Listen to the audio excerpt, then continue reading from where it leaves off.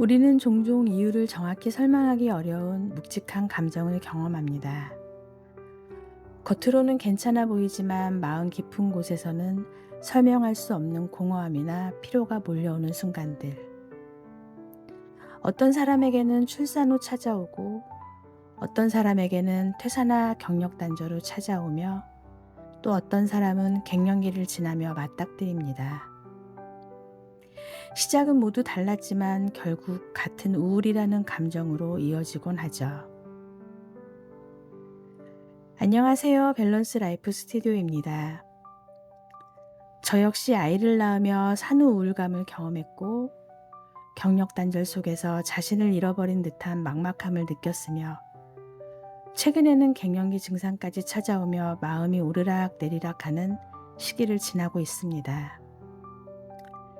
그래서 오늘의 이야기는 단순한 정보가 아니라 제가 직접 겪고 이해하게 된 우울의 여러 얼굴들, 그리고 그 속에서 찾아낸 작은 회복의 방법을 나눠보려고 합니다.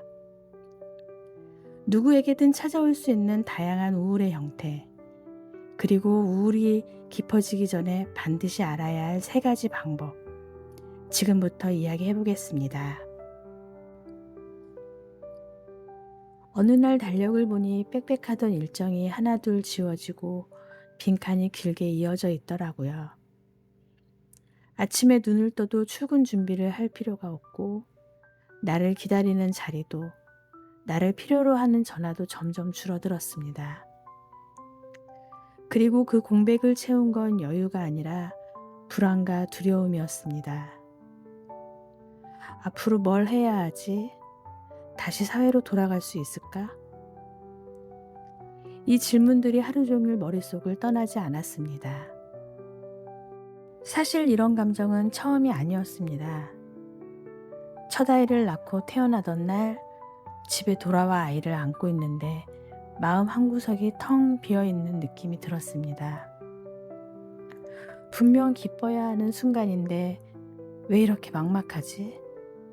이유 없는 죄책감, 눈물, 쉽게 올라오던 짜증, 잠들지 못하는 밤들. 그때는 단지 내가 부족해서라고만 생각했습니다. 하지만 그게 바로 산후 우울감이라는 우울의 한 얼굴이었다는 걸 나중에서야 알게 되었어요. 우울은 하나의 모습만 가진 감정이 아닙니다. 어떤 사람은 큰 상처나 사건이 없이도 몇 년 동안 가늘고 길게 가라앉아 있는 기분 부전 우울을 겪기도 하고, 어떤 사람은 겉으로는 밝고 잘 지내는 것 같지만 혼자 있을 때 무너지는 가면성 우울을 경험합니다. 또 어떤 사람은 호르몬 변화와 함께 찾아오는 산후 우울, 갱년기 우울로 나타나기도 하죠. 특히 중년을 맞이하는 남성과 여성에게는 퇴사나 경력 단절, 가족 돌봄, 노부모 부양, 갱년기 증상 등이 한꺼번에 몰려오며 나는 이제 쓸모없는 사람인가? 라는 생각까지 마음 깊이 들어오기도 합니다. 중요한 건 다들 겪는 거잖아 하고 넘기기엔 우리 마음이 보내는 신호가 너무 명확하다는 것입니다. 우울을 겪고 있는 사람에게 가장 상처가 되는 말 중에 하나는 마음 다잡아, 정신 좀 차려 같은 말들입니다. 하지만 우울은 단순히 기분이 나쁜 상태가 아니라 뇌와 몸이 보내는 구조 신호에 가깝습니다. 우리 뇌에는 세로토닌, 노르에피네프린 같은 신경 전달 물질이 있어 기분, 수면, 식욕, 기억력, 에너지까지 조절합니다. 이 균형이 깨지면 잠이 안 오고 식욕이 줄고 아무것도 하기 싫고 사소한 일에도 감정이 요동치게 됩니다. 그리고 중요한 기준이 하나 더 있습니다.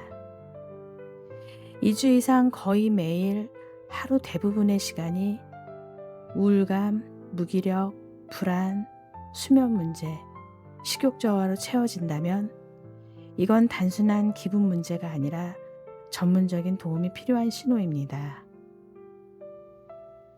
우울의 흐름은 생각보다 논리적이에요. 큰 스트레스나 변화가 찾아오고 그 스트레스가 뇌와 호르몬 시스템을 흔들고 감정과 행동이 달라지고 그 결과로 더 큰 고립과 우울이 반복되는 악순환이 이어집니다. 그러니까 우울은 성격 탓도 의지 부족도 아닙니다. 시스템의 과부하예요. 그래서 혼자 버티기보다 누군가의 손을 잡고 바깥으로 나오는 것이 정말 중요합니다. 그렇다면 우울이 깊어지기 전에 우리가 일상에서 시작할 수 있는 방법이 무엇이 있을까요? 제가 경험을 통해 찾은 방법은 크게 3가지였습니다. 첫 번째, 감정을 참는 것에서 꺼내는 것으로 바꿔보기. 감정은 꽉 쥐고 있을수록 무거워집니다. 처음엔 별 문제 없어 보이지만 시간이 지날수록 그 무게가 손목, 어깨, 가슴까지 번져오죠. 꽉 쥐고 있는 손을 펼치는 순간 피가 다시 돌듯이 감정도 꺼내는 순간 숨통이 트입니다. 나 요즘 너무 불안해. 다시 일할 수 있을지 너무 두려워. 이 한마디를 마음을 터놓을 수 있는 사람에게 말해보거나 종이에 적는 것만으로도 마음의 무게가 조금은 내려갑니다. 두 번째는 몸이 회복을 기억하도록 작은 루틴 만들기입니다.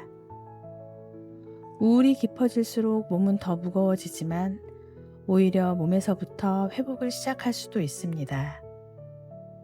햇빛을 쬐며 산책하기, 따뜻한 차나 커피 한 잔으로 마음 잠시 달래보기, 깊게 숨 들이마시며 나는 괜찮아질 수 있어 라고 말하기.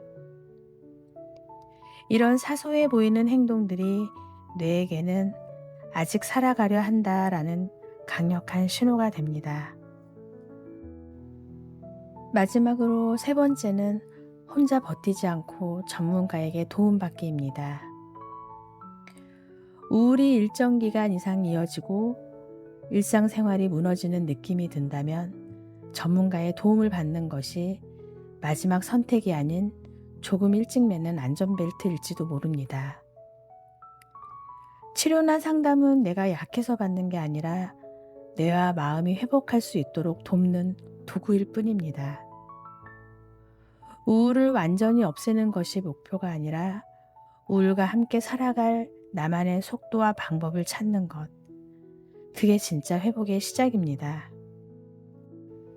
오늘은 경력단절, 산후우울, 갱년기 우울을 지나오며 제가 경험했던 마음의 흔들림과 우울의 다양한 얼굴들, 그리고 우울이 깊어지기 전에 시작할 수 있는 작고 현실적인 회복 방법을 나눠봤습니다. 우울은 나약함이 아니라 지금 많이 지쳐 있다는 마음의 구조 신호입니다. 그리고 그 신호를 알아차린 지금 이 순간이 이미 회복의 첫걸음입니다. 여러분은 어떤 얼굴의 우울을 경험하고 계신가요? 댓글로 여러분의 이야기도 들려주세요. 영상이 좋으셨다면 구독과 좋아요도 부탁드립니다. 저에게 많은 응원과 힘이 되고 있습니다. 앞으로도 이곳에서 전하는 이야기가 당신의 하루의 따뜻한 숨결과 새로운 균형이 되시기를 바랍니다. 감사합니다.